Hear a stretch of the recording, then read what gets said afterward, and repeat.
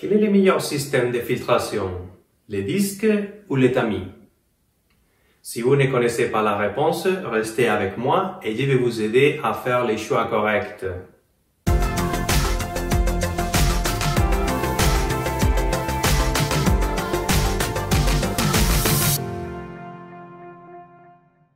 Avant de commencer, il faut dire qu'il n'existe pas le système de filtration parfait pour toutes les circonstances. Alors, il faut bien connaître les particularités de chaque système de filtration et voir quel est celui qui s'adapte mieux à nos besoins. Quelles sont les caractéristiques des systèmes de filtration à disque? Ils sont construits en matériel plastique technique qui leur donne plus de résistance contre les produits chimiques, comme par exemple les engrais. Ils ont une pression nominale de 10 bars, c'est-à-dire PN10. Ils ont une bande de contre-lavage à 3 voies par chaque filtre, sauf pour les grands débits qu'il y a des configurations spéciales. Ils ont aussi une unité à contrôle indépendante de la station. Et la filtration, c'est une filtration en profondeur, ce qu'on appelle en 3 dimensions. Ça nous donne plus d'efficacité contre un matériel souple. C'est en même temps une filtration de l'extérieur à l'intérieur, out-in. Et les degrés de filtration sont entre 5 microns jusqu'à 400 microns.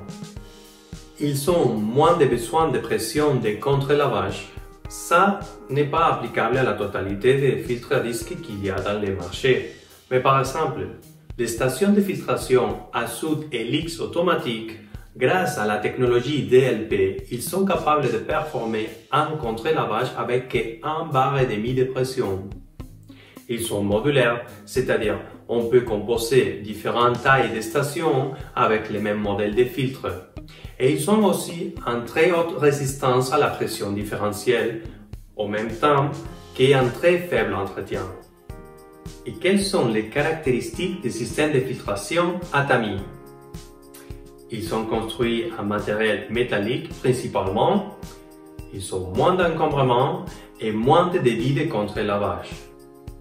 Il s'agit d'une filtration en 2 dimensions et en ce cas-ci de l'intérieur à l'extérieur, in-out.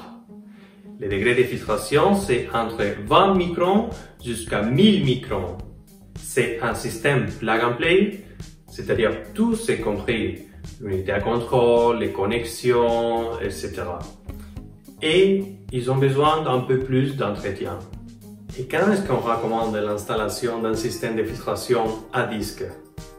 Par exemple, quand vous avez des eaux très chargées avec beaucoup de matière organique ou quand vous n'avez pas trop de pression pour performer les contre-lavages. Et quand est-ce qu'on recommande l'installation d'un système de filtration à tamis? Par exemple, quand vous avez un problème d'encombrement ou quand vous avez une eau qui n'est pas trop chargée en matière organique ou bien quand vous avez besoin d'un filtre PN16. Si vous voulez plus d'informations sur le système d'irrigation, visitez notre site web azoute.com et n'oubliez pas de me rejoindre sur LinkedIn.